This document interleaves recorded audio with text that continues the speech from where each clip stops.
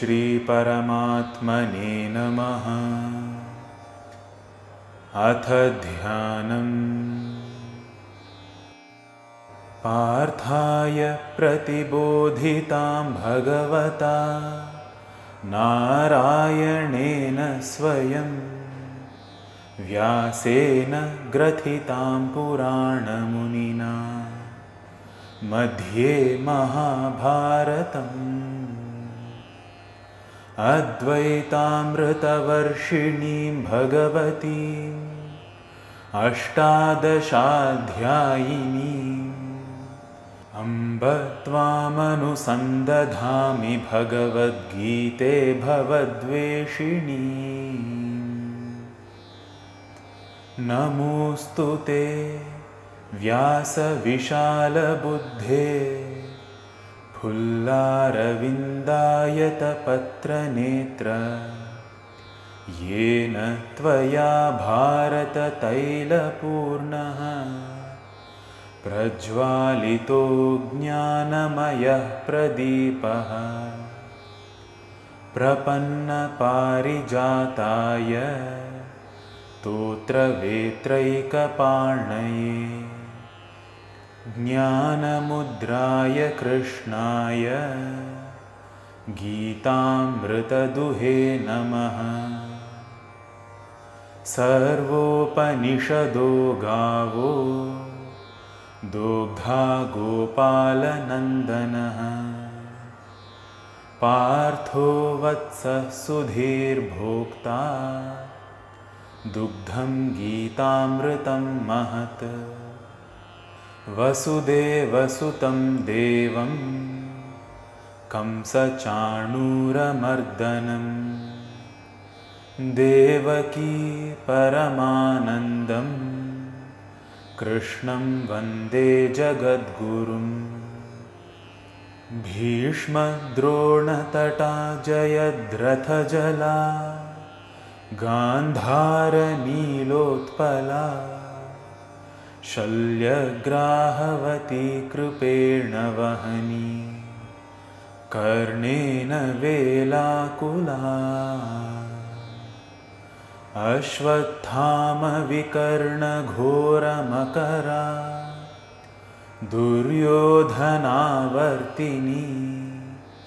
सोत्तीर्णा खलु पाण्डवैरणनदी कैवर्तकः केशवः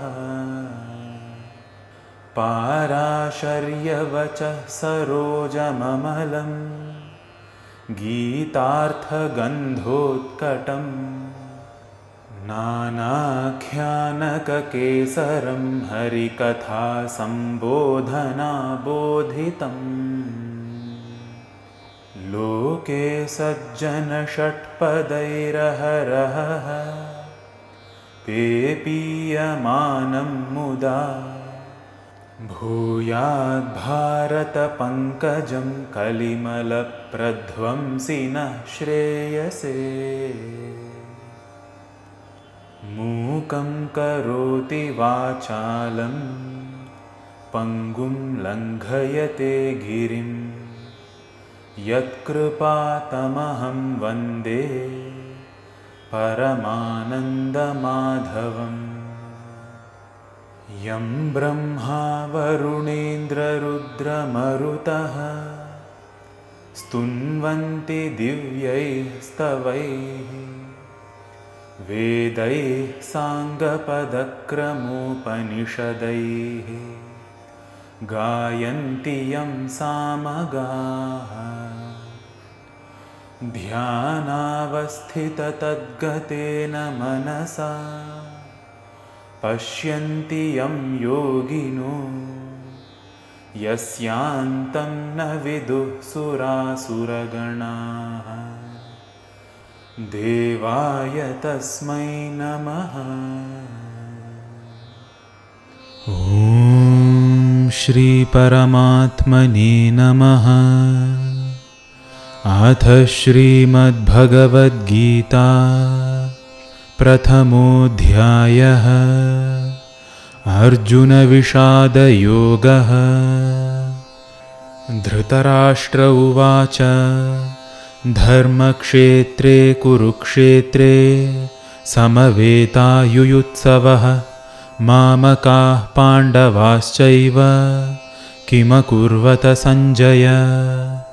सञ्जय उवाच दृष्ट्वा तु पाण्डवानीकं व्यूढं दुर्योधनस्तदा आचार्यमुपसङ्गम्य राजा वचनमब्रवीत् पश्यैतां पाण्डुपुत्राणाम् आचार्यमहतीं चमूं व्यूढां द्रुपदपुत्रेण तव शिष्येण धीमता अत्र शूरा महेश्वासा भीमार्जुनसमायुधि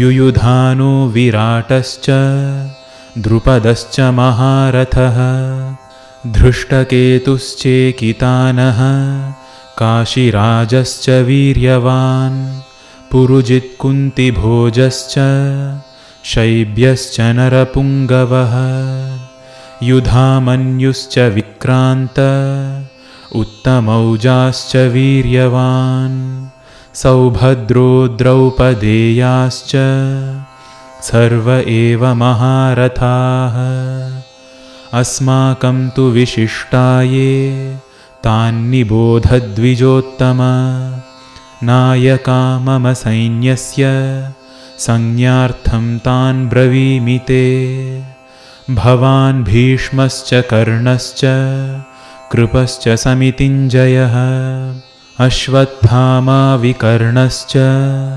सौमदत्तिस्तथैव च अन्ये च बहवः शूरा मदर्थे त्यक्तजीविताः नानाशस्त्रप्रहरणाः सर्वे युद्धविशारदाः अपर्याप्तं तदस्माकं बलं भीष्माभिरक्षितं पर्याप्तं त्विदमेतेषां बलं भीमाभिरक्षितम् अयनेषु च सर्वेषु यथा भागमवस्थिताः भीष्ममेवाभिरक्षन्तु भवन्तः सर्व एव हि तस्य सञ्जनयन् हर्षं कुरु वृद्धः पितामहः सिंहनादं विनद्योच्चैः शङ्खं दध्मौ प्रतापवान् ततः शङ्खाश्च भैर्यश्च पणवानकगोमुखाः सहसैवाभ्यहन्यन्त सशब्दस्तु मुलोऽभवत् ततः श्वेतैर्हयैर्युक्ते महति स्यन्दने स्थितौ माधवः पाण्डवश्चैव दिव्यौ शङ्खौ प्रदध्मतुः पाञ्चजन्यं हृषीकेशो देवदत्तं धनञ्जयः पौण्ड्रं दध्मौ महाशङ्खं भीमकर्मावृकोदरः अनन्तविजयं राजा कुन्तीपुत्रो युधिष्ठिरः नकुलः सह देवश्च सुघोषमणिपुष्पकौ काश्यश्च परमेश्वासः शिखण्डी च महारथः धृष्टद्युम्नो विराटश्च सात्यकिश्चापराजितः द्रुपदो द्रौपदेयाश्च सर्वशः पृथिवीपते सौभद्रश्च महाबाहुः शङ्खान् दध्मुः पृथक् पृथक् सघोषोधार्तराष्ट्राणां हृदयानि व्यदारयत् नभश्च पृथिवीं चैव तुमुलो व्यनुनादयन् अथ व्यवस्थितान् दृष्ट्वा धार्तराष्ट्रान् कपिध्वजः प्रवृत्ते शस्त्रसम्पाते धनुरुद्यम्य पाण्डवः हृषीकेशं तदा वाक्यम् इदमाह महीपते अर्जुन उवाच सेनयोरुभयोर्मध्ये रथं स्थापयमेच्युत यावदेतान्निरीक्षेऽहं योद्धुकामानवस्थितान् कैर्मया सह योद्धव्यम् अस्मिन् रणसमुद्यमे योत्स्यमानानवेक्षेऽहं य एतेऽत्र समागताः धार्तराष्ट्रस्य दुर्बुद्धेर्युद्धे प्रियचिकीर्षवः। सञ्जय उवाच एवमुक्तो हृषीकेशो गुडाकेशेन भारत सेनयोरुभयोर्मध्ये स्थापयित्वा रथोत्तमम् भीष्मद्रोणप्रमुखतः सर्वेषां च महीक्षिताम्।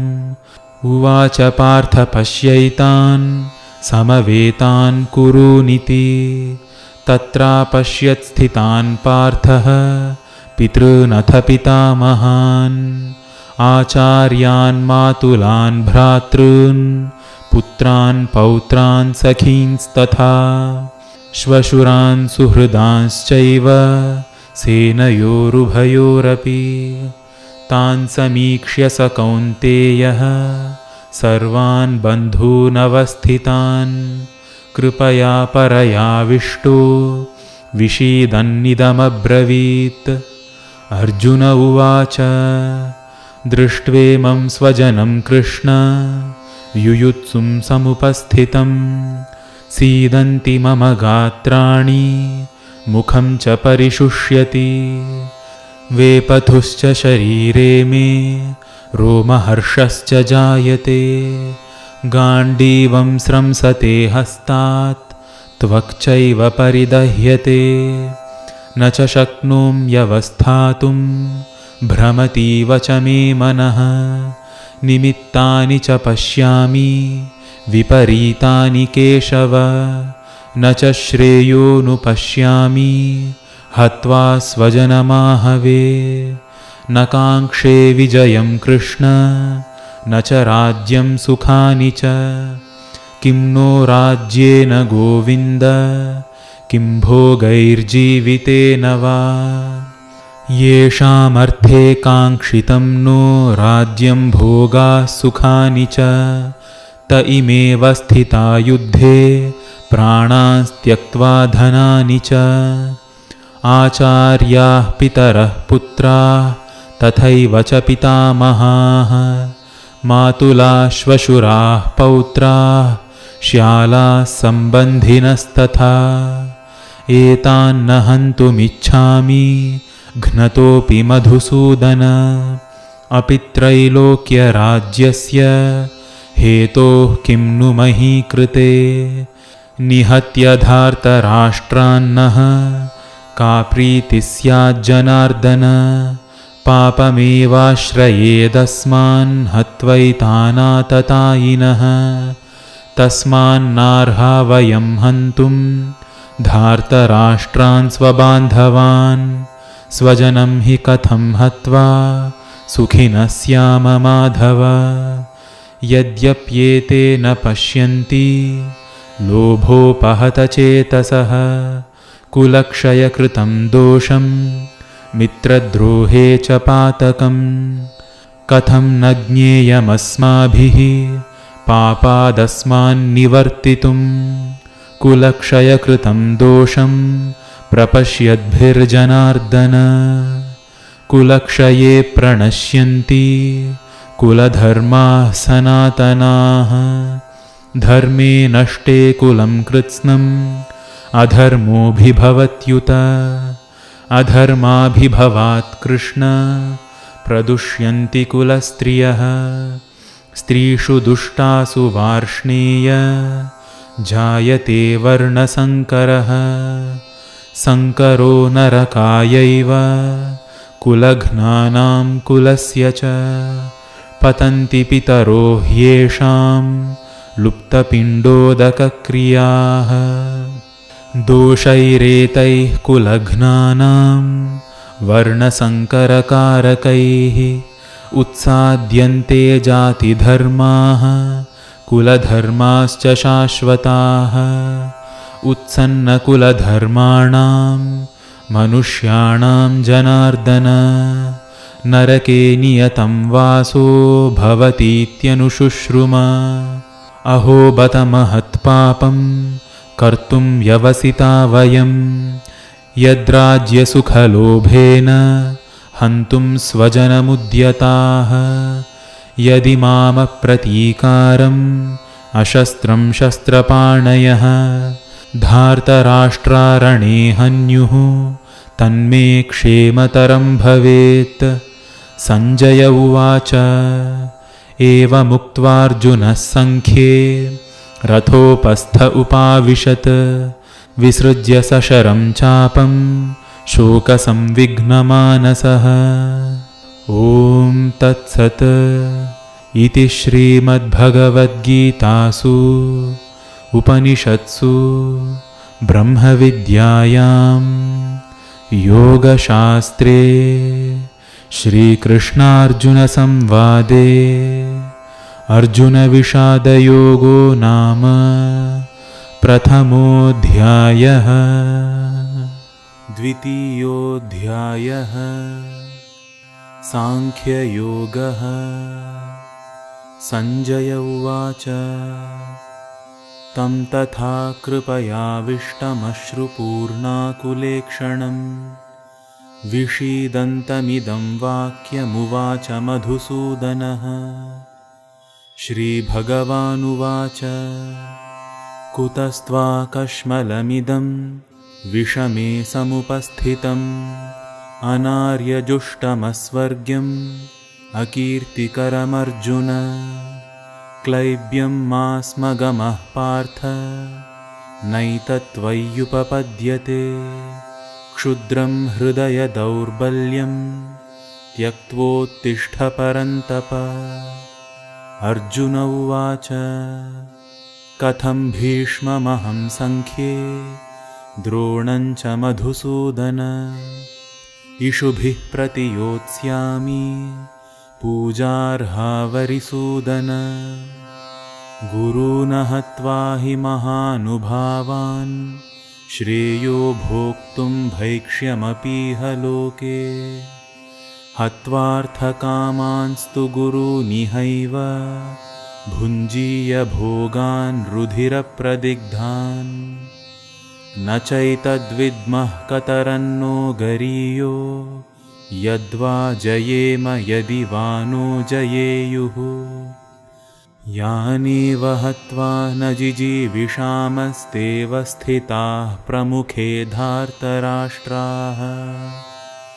कार्पण्यदोषोपहतस्वभावः पृच्छामि त्वां धर्मसम्मूढचेताः। यच्छ्रेयस्यान्निश्चितं ब्रूहि तन्मे शिष्यस्तेऽहं शाधि मां त्वां प्रपन्नम्। न हि प्रपश्यामि ममापनुद्याद्यच्छोकमुच्छोषणमिन्द्रियाणाम् अवाप्य भूमावसपत्नमृद्धं राज्यं सुराणामपि चाधिपत्यम्। सञ्जय उवाच एवमुक्त्वा हृषीकेशं गुडाकेशः परन्तप न योत्स्य इति गोविन्दम् उक्त्वा तूष्णीं बभूवः। तमुवाच हृषीकेशः प्रहसन्निव भारत सेनयोरुभयोर्मध्ये विषीदन्तमिदं वचः।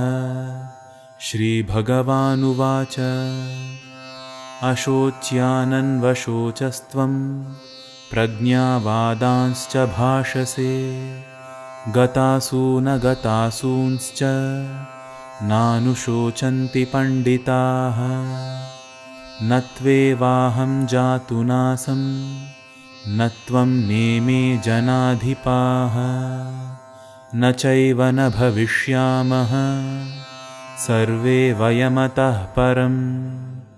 देहिनोऽस्मिन् यथा देहे कौमारं यौवनं जरा तथा देहान्तरप्राप्तिर्धीरस्तत्र न मुह्यति।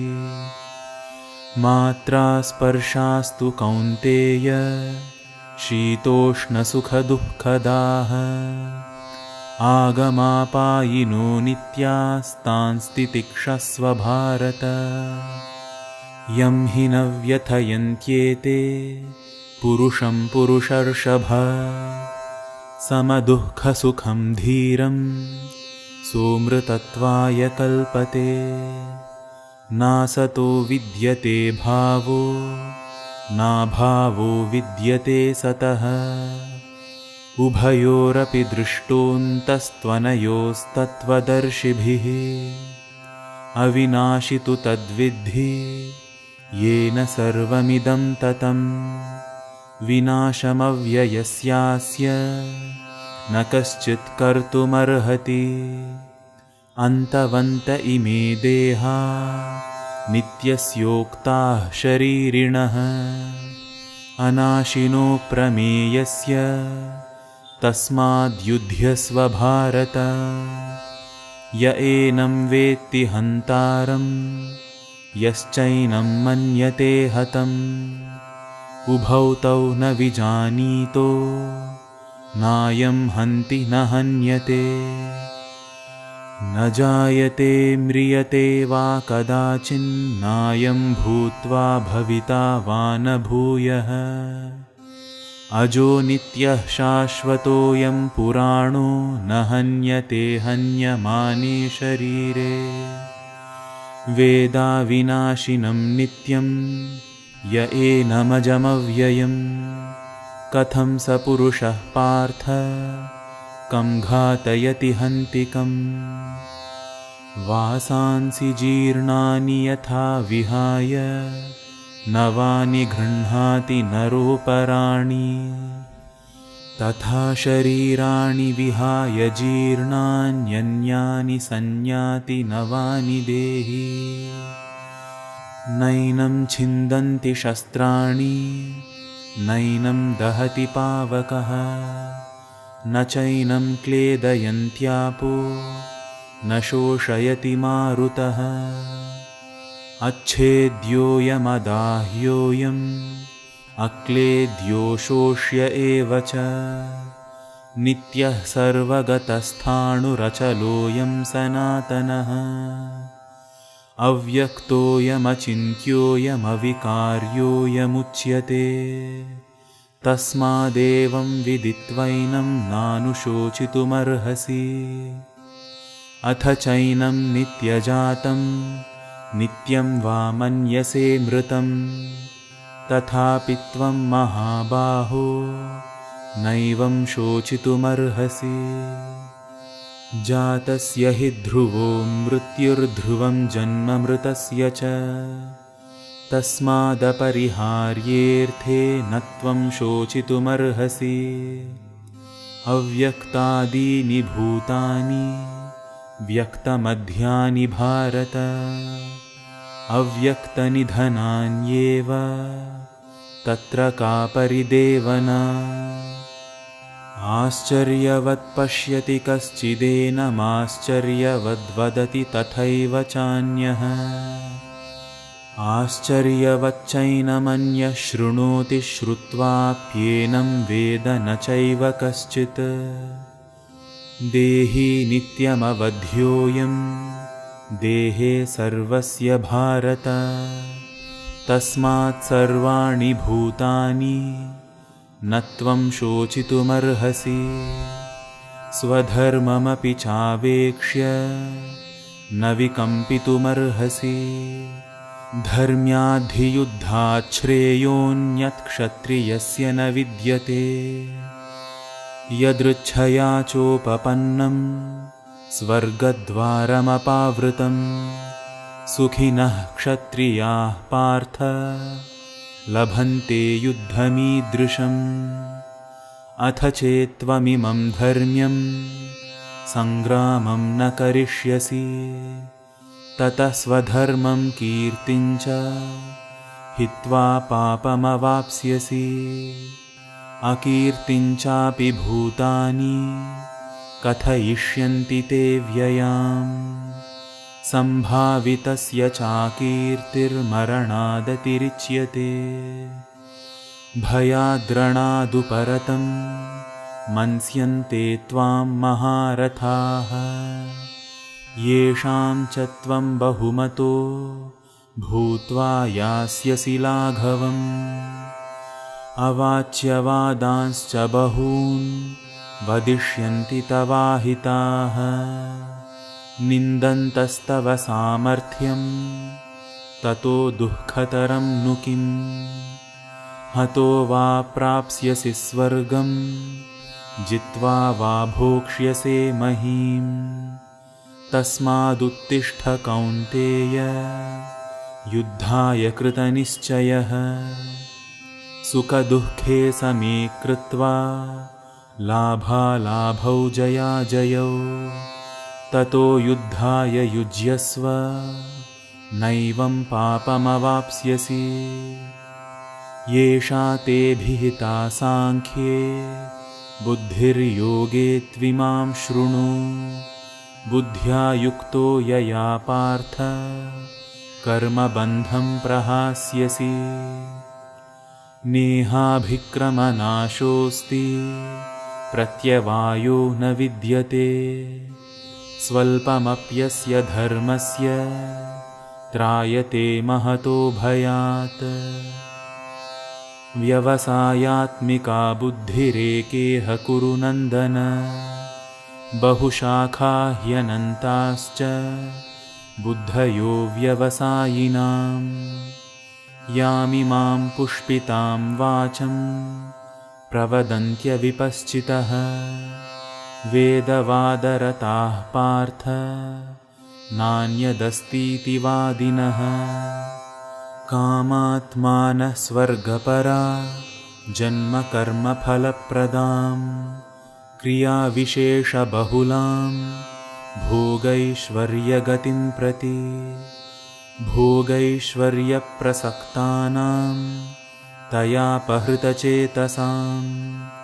व्यवसायात्मिका बुद्धिः, समाधौ न विधीयते। त्रैगुण्यविषया वेदा, निस्त्रैगुण्यो भवार्जुन। निर्द्वन्द्वो नित्यसत्त्वस्थो, निर्योगक्षेम आत्मवान्। यावानर्थ उदपानि, सर्वतः सम्प्लुतोदके। तावान् सर्वेषु वेदेषु, ब्राह्मणस्य विजानतः। कर्मण्येवाधिकारस्ते, मा फलेषु कदाचन। मा कर्मफलहेतुर्भूर्मा ते सङ्गोऽस्त्वकर्मणि।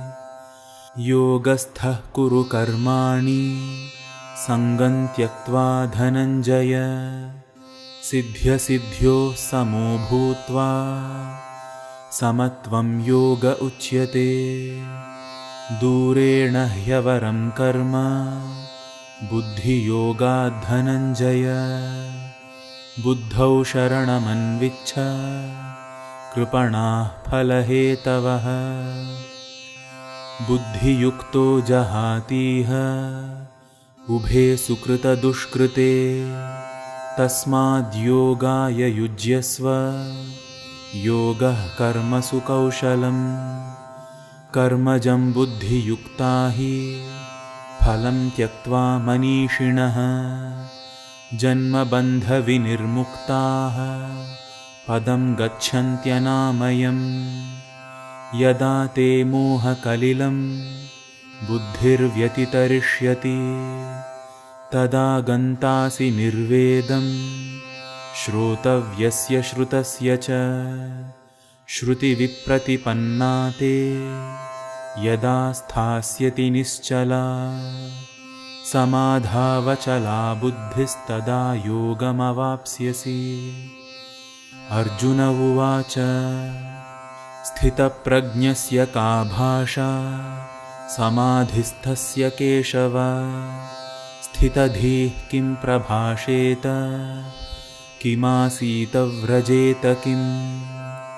श्रीभगवानुवाच, प्रजहाति यदा कामान्, सर्वान् पार्थमनोगतान्। आत्मन्येवात्मना तुष्टः, स्थितः प्रज्ञस्तदोच्यते।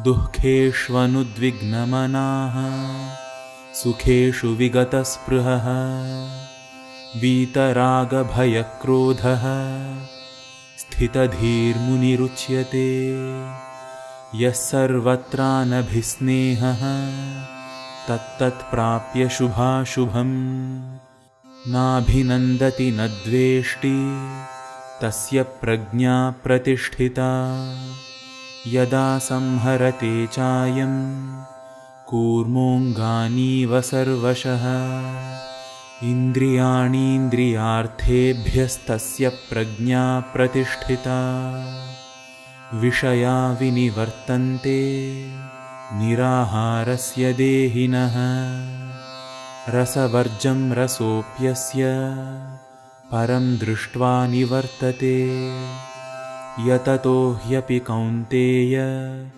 पुरुषस्य विपश्चितः इन्द्रियाणि प्रमाथीनि हरन्ति प्रसभं मनः तानि सर्वाणि संयम्य युक्त आसीत मत्परः वशे हि यस्येन्द्रियाणि तस्य प्रज्ञा प्रतिष्ठिता ध्यायतो विषयान् पुंसः सङ्गस्तेषूपजायते सङ्गात् सञ्जायते कामः कामात् क्रोधोऽभिजायते क्रोधात् भवति सम्मोहः सम्मोहात् स्मृतिविभ्रमः स्मृतिभ्रंशात् बुद्धिनाशो बुद्धिनाशात् प्रणश्यति रागद्वेषविमुक्तैस्तु विषयानिन्द्रियैश्चरन् आत्मवश्यैर्विधेयात्मा प्रसादमधिगच्छति प्रसादे सर्वदुःखानां हानिरस्योपजायते प्रसन्नचेतसो ह्याशु बुद्धिः पर्यवतिष्ठते नास्ति बुद्धिरयुक्तस्य न चायुक्तस्य भावना न चाभावयतः शान्तिः अशान्तस्य कुतः सुखम् इन्द्रियाणां हि चरतां यन्मनोनुविधीयते तदस्य हरति प्रज्ञां वायुर्नावमिवाम्भसि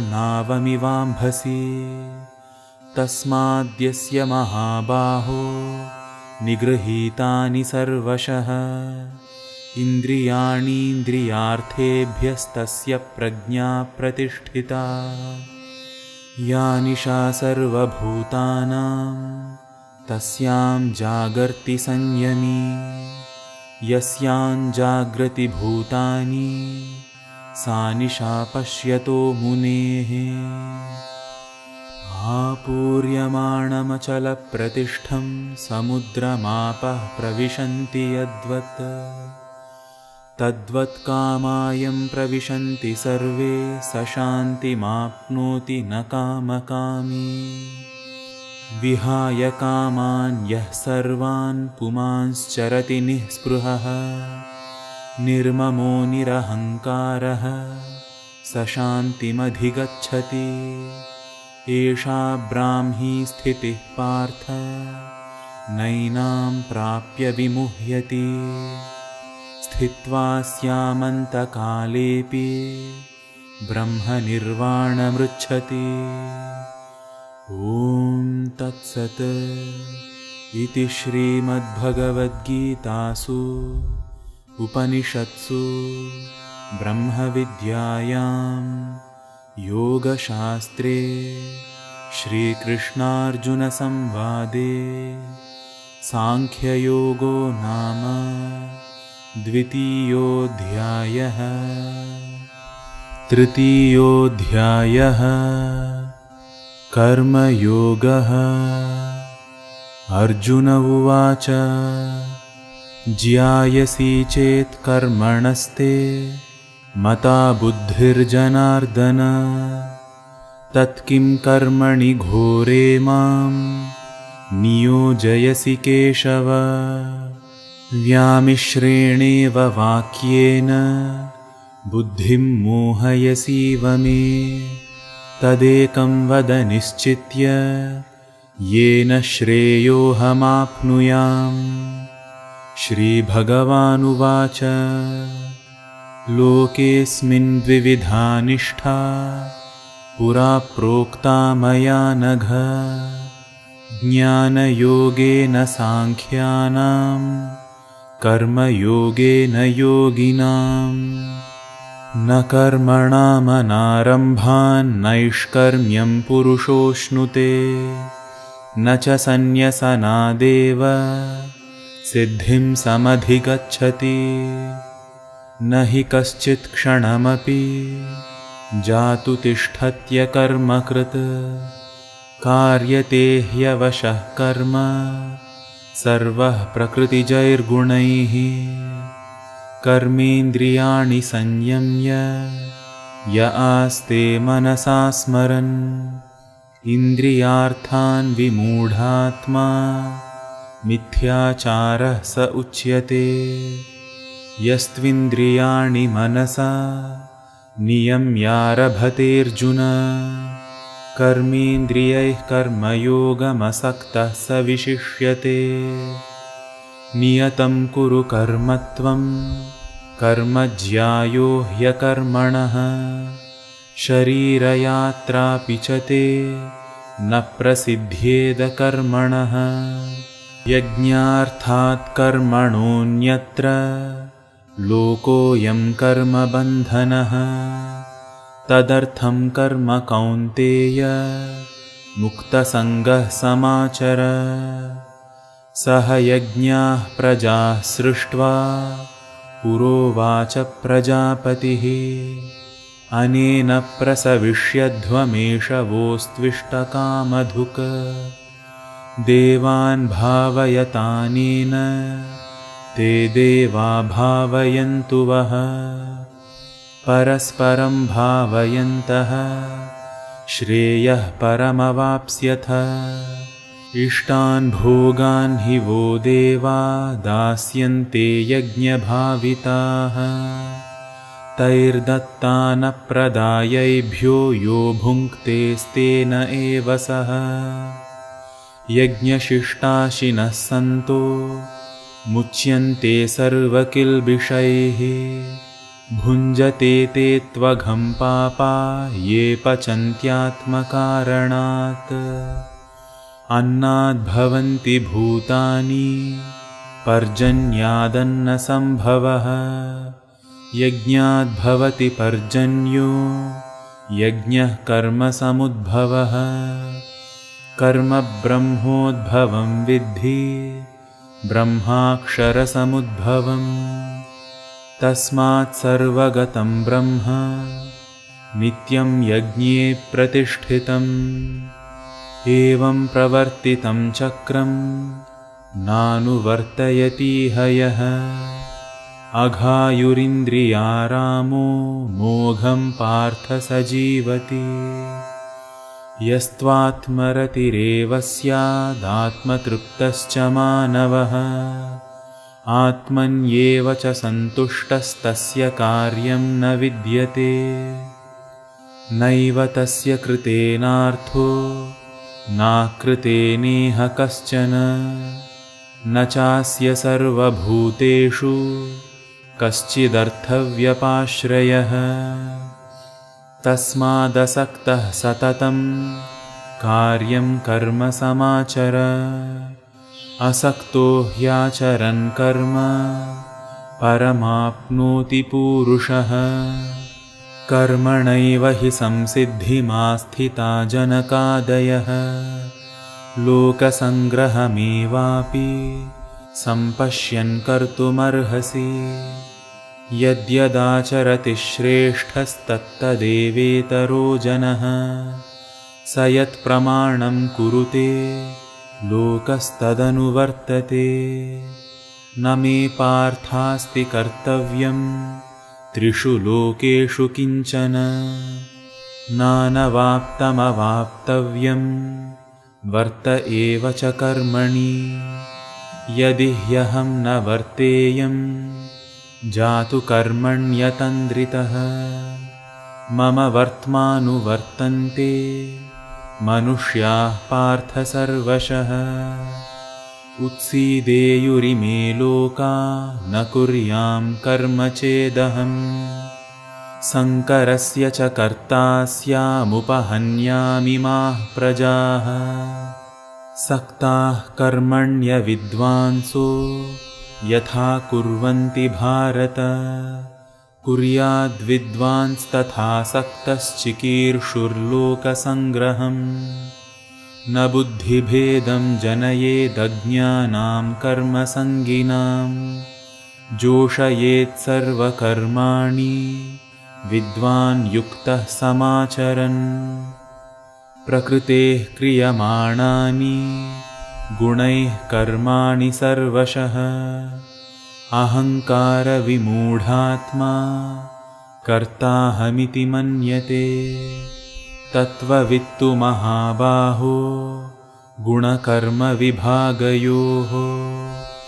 गुणागुणेषु वर्तन्त इति मत्वा न सज्जते प्रकृतेर्गुणसम्मूढाः सज्जन्ते गुणकर्मसु तान् कृत्स्नविदो मन्दान् कृत्स्नविन्न विचालयेत् मयि सर्वाणि कर्माणि सन्न्यस्याध्यात्मचेतसा निराशीर्निर्ममो भूत्वा युध्यस्व विगतज्वरः ये मे मतमिदं नित्यमनुतिष्ठन्ति मानवाः श्रद्धावन्तो न सूयन्तो मुच्यन्ते तेऽपि कर्मभिः ये त्वेतदभ्यसूयन्तो नानुतिष्ठन्ति मे मतम् सर्वज्ञानविमूढांस्तान् विद्धि नष्टान् चेतसः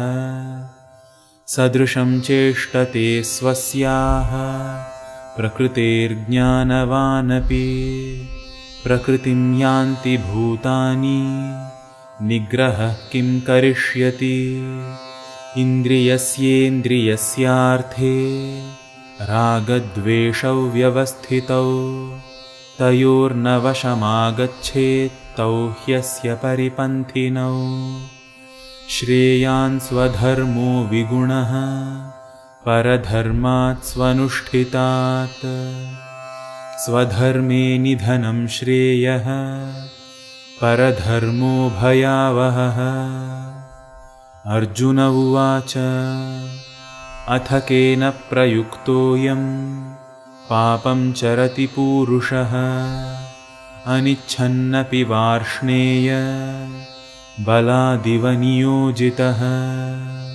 श्रीभगवानुवाच काम एष क्रोध एष रजोगुणसमुद्भवः महाशनो महापाप्मा विद्येनमिह वैरिणम् धूमेनाव्रियते वह्निर्यथादर्शो मलेन च यथोल्बेनावृतो गर्भस्तथा तेनेदमावृतम् आवृतं ज्ञानमेतेन ज्ञानिनो नित्यवैरिणा कामरूपेण कौन्तेय दुष्पूरेणानलेन च इन्द्रियाणि मनोबुद्धिरस्याधिष्ठानमुच्यते एतैर्विमोहयत्येष ज्ञानमावृत्य देहिनम् तस्मात् त्वमिन्द्रियाण्यादौ नियम्य भरतर्षभ पाप्मानं प्रजहिह्येनं ज्ञानविज्ञाननाशनम् इन्द्रियाणि पराण्याहुरिन्द्रियेभ्यः परं मनः मनसस्तु परा बुद्धिर्यो बुद्धेः परतस्तु सः एवं बुद्धेः परं बुद्ध्वा संस्तभ्यात्मानमात्मना जहि शत्रुं महाबाहो कामरूपं दुरासदम् ॐ तत्सत् इति श्रीमद्भगवद्गीतासु उपनिषत्सु ब्रह्मविद्यायां योगशास्त्रे श्रीकृष्णार्जुनसंवादे कर्मयोगो नाम तृतीयोऽध्यायः। चतुर्थोऽध्यायः ज्ञानकर्मसन्न्यासयोगः। श्रीभगवानुवाच इमं विवस्वते योगं प्रोक्तवानहमव्ययम् विवस्वान्मनवे प्राह मनुरिक्ष्वाकवे ब्रवीत्। एवं परम्परा प्राप्तमिमं राजर्षयो विदुः। सकाले नेह महता योगो नष्टः परन्तप। स एवायं मया तेद्य योगः प्रोक्तः पुरातनः। भक्तोऽसि मे सखा चेति रहस्यं ह्येतदुत्तमम्। अर्जुन उवाच अपरं भवतो जन्म परं जन्म विवस्वतः कथमेतद्विजानीयान् त्वमादौ प्रोक्तवानिति। श्रीभगवानुवाच बहूनि मे व्यतीतानि जन्मानि तव चार्जुन तान्यहं वेद सर्वाणि न त्वं वेत्थ परन्तप। अजोऽपि सन्नव्ययात्मा भूतानामीश्वरोऽपि सन् प्रकृतिं स्वामधिष्ठाय सम्भवाम्यात्ममायया। यदा यदा हि धर्मस्य ग्लानिर्भवति भारत अभ्युत्थानमधर्मस्य तदात्मानं सृजाम्यहम्। परित्राणाय साधूनां विनाशाय च दुष्कृतां धर्मसंस्थापनार्थाय सम्भवामि युगे युगे। जन्मकर्म च मे दिव्यमेवं यो वेत्ति तत्त्वतः त्यक्त्वा देहं पुनर्जन्म नैति मामेति सोऽर्जुन। वीतरागभयक्रोधा मन्मया मामुपाश्रिताः बहवो ज्ञानतपसा पूता मद्भावमागताः। ये यथा मां प्रपद्यन्ते तांस्तथैव भजाम्यहम्। मम वर्त्मानुवर्तन्ते मनुष्याः पार्थ सर्वशः। काङ्क्षन्तः कर्मणां सिद्धिं यजन्त इह देवताः। क्षिप्रं हि मानुषे लोके सिद्धिर्भवति कर्मजा। चातुर्वर्ण्यं मया सृष्टं गुणकर्मविभागशः तस्य कर्तारमपि मां विद्यकर्तारमव्ययम्। न मां कर्माणि लिम्पन्ति न मे कर्मफले स्पृहा। इति मां योऽभिजानाति कर्मभिर्न स बध्यते। एवं ज्ञात्वा कृतं कर्म पूर्वैरपि मुमुक्षुभिः कुरु कर्मैव तस्मात् त्वं पूर्वैः पूर्वतरं कृतं। किं कर्म किमकर्मेति कवयोऽप्यत्र मोहिताः। तत्ते कर्म प्रवक्ष्यामि यज्ञात्वा मोक्ष्यसे शुभात्। कर्मणो ह्यपि बोद्धव्यं च विकर्मणः अकर्मणश्च बोद्धव्यं गहना कर्मणो गतिः। कर्मण्यकर्म यः पश्येदकर्मणि च कर्म यः स बुद्धिमान् मनुष्येषु स युक्तः कृत्स्नकर्मकृत्। यस्य सर्वे समारम्भाः कामसङ्कल्पवर्जिताः ज्ञानाग्निदग्धकर्माणं तमाहुः पंडितं बुधाः त्यक्त्वा कर्मफलासंगं नित्यतृप्तो निराश्रयः कर्मण्यभिप्रवृत्तोऽपि नैव किञ्चित् करोति सः निराशीर्यतचित्तात्मा त्यक्तसर्वपरिग्रहः शारीरं केवलं कर्म कुर्वन्नाप्नोति किल्बिषम् यदृच्छालाभसन्तुष्टो द्वन्द्वातीतो विमत्सरः समः सिद्धावसिद्धौ च कृत्वापि न निबध्यते गतसङ्गस्य मुक्तस्य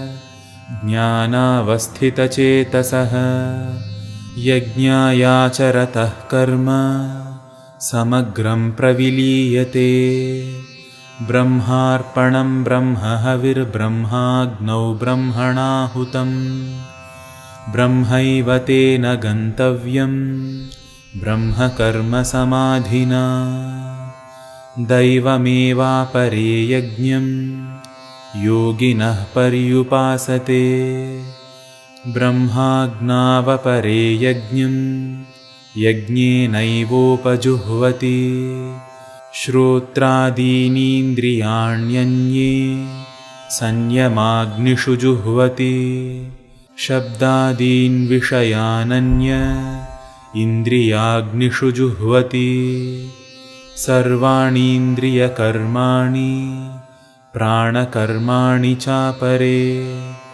आत्मसंयमयोगाग्नौ जुह्वति ज्ञानदीपिते द्रव्ययज्ञास्तपोयज्ञा योगयज्ञास्तथा परे स्वाध्यायज्ञानयज्ञाश्च यतयः संशितव्रताः अपाने जुह्वति प्राणं प्राणे पानं तथा परे प्राणापानगतिरुद्ध्वा प्राणायामपरायणाः अपरे नियताहाराः प्राणान् प्राणेषु जुह्वति सर्वेऽप्येते यज्ञविदो यज्ञक्षपितकल्मषाः यज्ञशिष्टामृतभुजो यान्ति ब्रह्मसनातनम् नायं लोकोऽस्त्ययज्ञस्य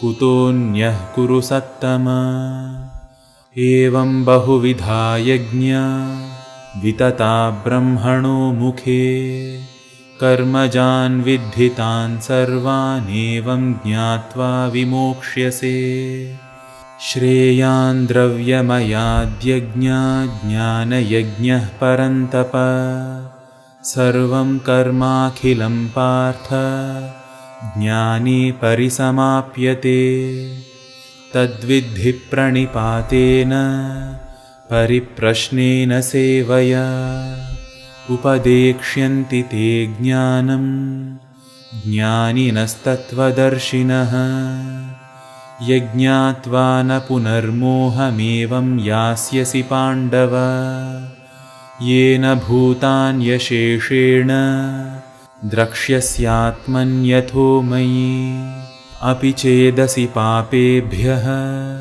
सर्वेभ्यः पापकृत्तमः सर्वं ज्ञानप्लवेनैव वृजिनं सन्तरिष्यसि यथैधांसि समिद्धोऽग्निर्भस्मसात् कुरुतेऽर्जुन ज्ञानाग्निः सर्वकर्माणि भस्मसात् कुरुते तथा न हि ज्ञानेन सदृशं पवित्रमिह विद्यते तत्स्वयं योगसंसिद्धः कालेनात्मनि विन्दति श्रद्धावान् लभते ज्ञानं तत्परः संयतेन्द्रियः ज्ञानं लब्ध्वा परां शान्तिमचिरेणाधिगच्छति अज्ञश्चाश्रद्धधानश्च संशयात्मा विनश्यति नायं लोकोऽस्ति न परो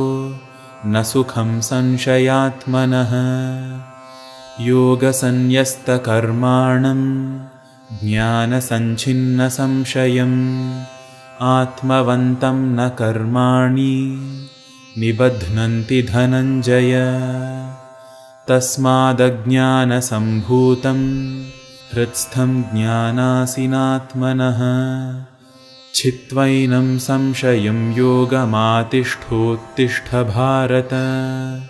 ॐ तत्सत् इति श्रीमद्भगवद्गीतासु उपनिषत्सु ब्रह्मविद्यायां योगशास्त्रे श्रीकृष्णार्जुनसंवादे ज्ञानकर्मसन्न्यासयोगो नाम चतुर्थोऽध्यायः। पंचमोऽध्यायः सन्न्यासयोगः। अर्जुन उवाच सन्न्यासं कर्मणां कृष्ण पुनर्योगं च शंससि यच्छ्रेय एतयोरेकं तन्मे ब्रूहि सुनिश्चितम्। श्रीभगवानुवाच सन्न्यासः कर्मयोगश्च निःश्रेयसकरावुभौ तयोस्तु कर्मसन्न्यासात् कर्मयोगो विशिष्यते। ज्ञेयः स नित्यसन्न्यासी यो न द्वेष्टि न काङ्क्षति निर्द्वन्द्वो हि महाबाहो सुखं बन्धात् प्रमुच्यते। सांख्ययोगौ पृथक् बालाः प्रवदन्ति न पण्डिताः एकमप्यास्थितः सम्यगुभयोर्विन्दते फलम् यत्साङ्ख्यैः प्राप्यते स्थानं तद्योगैरपि गम्यते। एकं साङ्ख्यं च योगं च यः पश्यति स पश्यति सन्न्यासस्तु महाबाहो दुःखमाप्तुमयो गतः। योगयुक्तो मुनिर्ब्रह्म न चिरेणाधिगच्छति योगयुक्तो विशुद्धात्मा विजितात्मा जितेन्द्रियः सर्वभूतात्मभूतात्मा कुर्वन्नपि न लिप्यते। नैव किञ्चित् करोमीति युक्तो मन्येत तत्त्ववित् पश्यन् शृण्वन् स्पृशन् जिघ्रन् नश्नन् गच्छन् स्वपन् श्वसन् प्रलपन् विसृजन् गृह्णन् उन्मिषन् निमिषन्नपि इन्द्रियाणीन्द्रियार्थेषु वर्तन्त इति धारयन् ब्रह्मण्याधाय कर्माणि सङ्गं त्यक्त्वा करोति यः लिप्यते न स पापेन पद्मपत्रमिवाम्भसा। कायेन मनसा बुद्ध्या केवलैरिन्द्रियैरपि योगिनः कर्म कुर्वन्ति सङ्गं त्यक्त्वात्मशुद्धये। युक्तः कर्मफलं त्यक्त्वा शान्तिमाप्नोति नैष्ठिकीम् अयुक्तः कामकारेण फले सक्तो निबध्यते। सर्वकर्माणि मनसा सन्न्यस्यास्ते सुखं वशी नवद्वारे पुरे देहि नैव कुर्वन्न कारयन्। न कर्तृत्वं न कर्माणि लोकस्य सृजति प्रभुः न कर्मफलसंयोगं स्वभावस्तु प्रवर्तते। नादत्ते कस्यचित् पापं न चैव सुकृतं विभुः अज्ञानेनावृतं ज्ञानं तेन मुह्यन्ति जन्तवः। ज्ञानेन तु तदज्ञानं येषां नाशितमात्मनः तेषामादित्यवज्ञानं प्रकाशयति तत्परम्। तद्बुद्धयस्तदात्मानस्तन्निष्ठास्तत्परायणाः गच्छन्त्यपुनरावृत्तिं ज्ञाननिर्धूतकल्मषाः विद्याविनयसम्पन्ने ब्राह्मणे गविहस्तिनि शुनि चैव श्वपाके च पण्डिताः समदर्शिनः इहैव तैर्जितः सर्गो येषां साम्ये स्थितं मनः निर्दोषं हि समं ब्रह्म तस्माद् ब्रह्मणि ते स्थिताः न प्रहृष्येत् प्रियं प्राप्य नोद्विजेत् प्राप्य चाप्रियं स्थिरबुद्धिरसम्मूढो ब्रह्मविद्ब्रह्मणि स्थितः बाह्यस्पर्शेष्वसक्तात्मा विन्दत्यात्मनि यत्सुखं स ब्रह्मयोगयुक्तात्मा सुखमक्षयमश्नुते ये हि संस्पर्शजा भोगा दुःखयोनय एव ते आद्यन्तवन्तः कौन्तेय न तेषु रमते बुधः शक्नोतीहैव यः सोढुं प्राक्शरीरविमोक्षणात् कामक्रोधोद्भवं वेगं स युक्तः स सुखी नरः योऽन्तः सुखोऽन्तरारामस्तथान्तर्ज्योतिरेव यः स योगी ब्रह्मनिर्वाणं ब्रह्मभूतोऽधिगच्छति लभन्ते ब्रह्मनिर्वाणमृषयः क्षीणकल्मषाः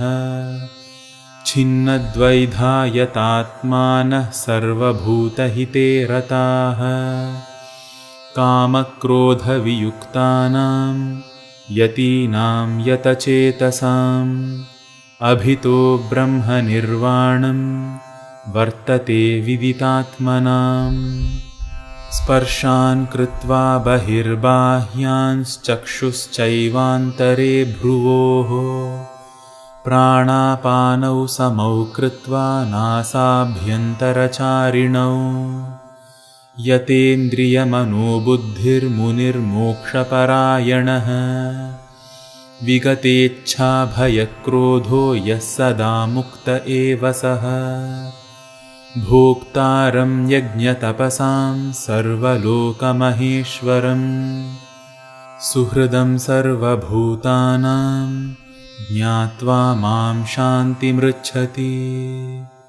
ॐ तत्सत् इति श्रीमद्भगवद्गीतासु उपनिषत्सु ब्रह्मविद्यायां योगशास्त्रे श्रीकृष्णार्जुनसंवादे सन्न्यासयोगो नाम पञ्चमोऽध्यायः।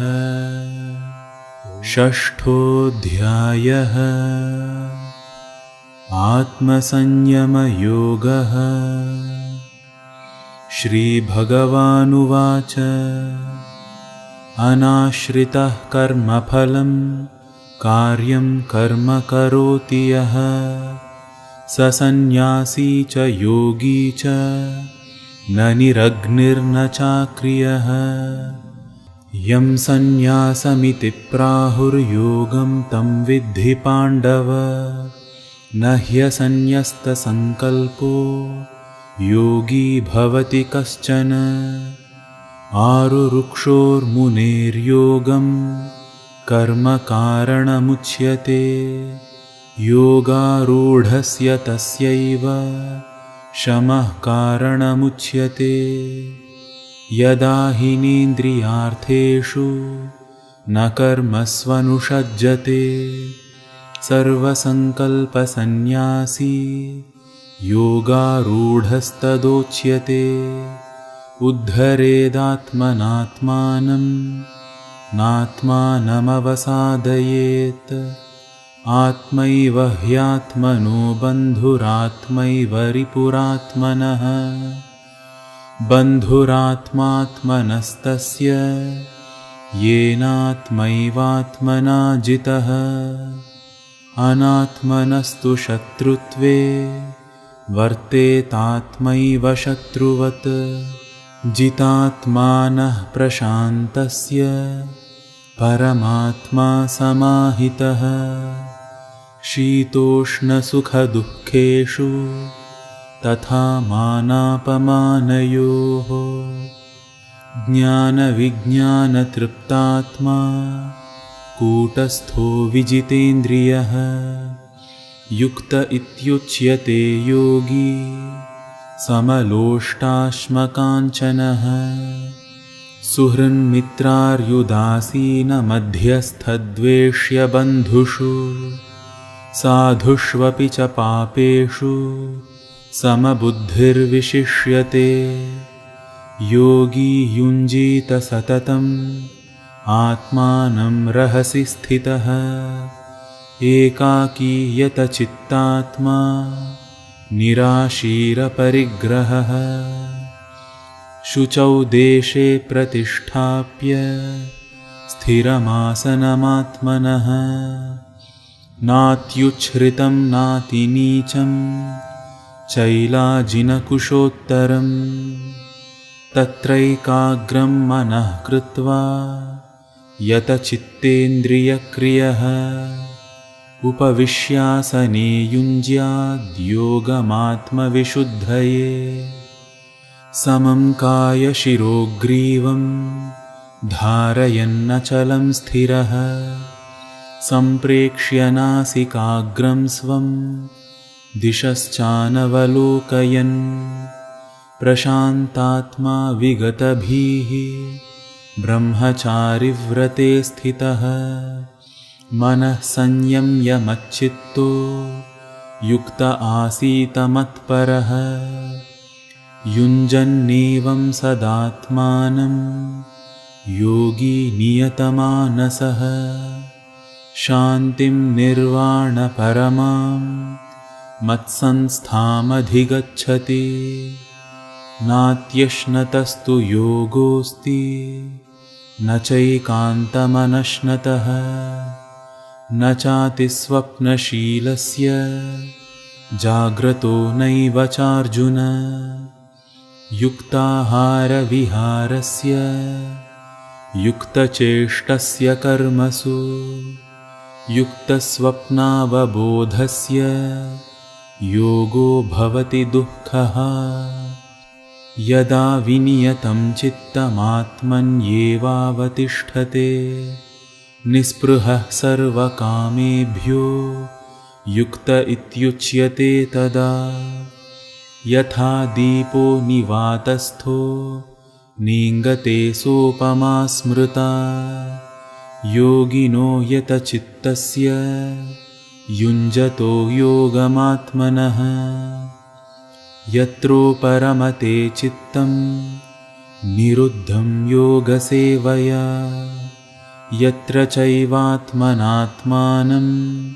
पश्यन्नात्मनि तुष्यति सुखमात्यन्तिकं यत्तद्बुद्धिग्राह्यमतीन्द्रियं वेत्ति यत्र न चैवायं स्थितश्चलति तत्त्वतः यं लब्ध्वा चापरं लाभं मन्यते नाधिकं ततः यस्मिन् स्थितो न दुःखेन गुरुणापि विचाल्यते तं विद्यात् दुःखसंयोगवियोगं योगसंज्ञितं स निश्चयेन योक्तव्यो योगो निर्विण्णचेतसा सङ्कल्पप्रभवान् कामान् त्यक्त्वा सर्वान् शेषतः मनसैवेन्द्रियग्रामं विनियम्य समन्ततः शनैः शनैरुपरमेद्बुद्ध्या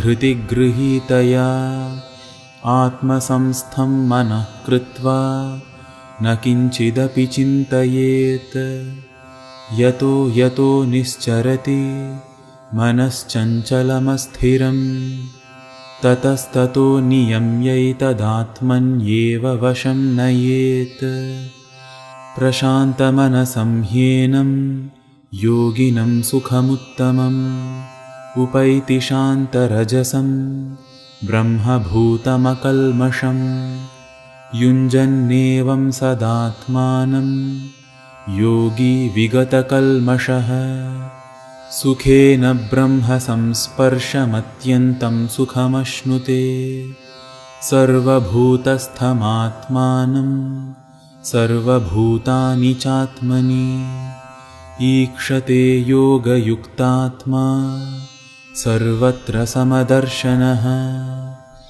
यो मां पश्यति सर्वत्र सर्वं च मयि पश्यति तस्याहं न प्रणश्यामि स च मे न प्रणश्यति सर्वभूतस्थितं यो मां भजत्येकत्वमास्थितः सर्वथा वर्तमानोऽपि स योगी मयि वर्तते आत्मौपम्येन सर्वत्र समं पश्यति योऽर्जुन सुखं वा यदि वा दुःखं स योगी परमो मतः अर्जुन उवाच योऽयं योगस्त्वया प्रोक्तः साम्येन मधुसूदन एतस्याहं न पश्यामि चञ्चलत्वात् स्थितिं स्थिरां चञ्चलं हि मनः कृष्ण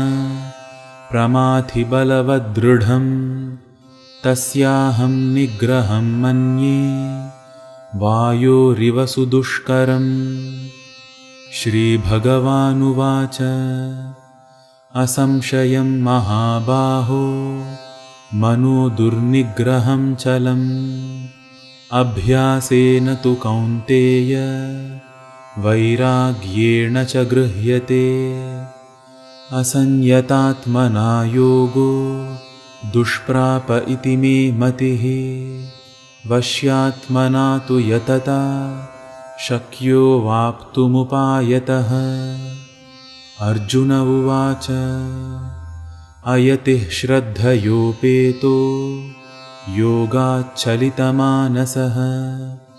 अप्राप्य योगसंसिद्धिं कां गतिं कृष्ण गच्छति कच्चिन्नो भयविभ्रष्टश्चिन्नाभ्रमिव नश्यति अप्रतिष्ठो महाबाहो विमूढो ब्रह्मणः पथि एतन्मे संशयं कृष्ण छेत्तुमर्हस्य शेषतः त्वदन्यः संशयस्यास्य छेत्ता न ह्युपपद्यते श्रीभगवानुवाच पार्थ नैवेह नामुत्र विनाशस्तस्य विद्यते न हि कल्याणकृत् कश्चिद् दुर्गतिं तात गच्छति प्राप्य पुण्यकृतां लोकानुषित्वा शाश्वतीः समाः शुचीनां श्रीमतां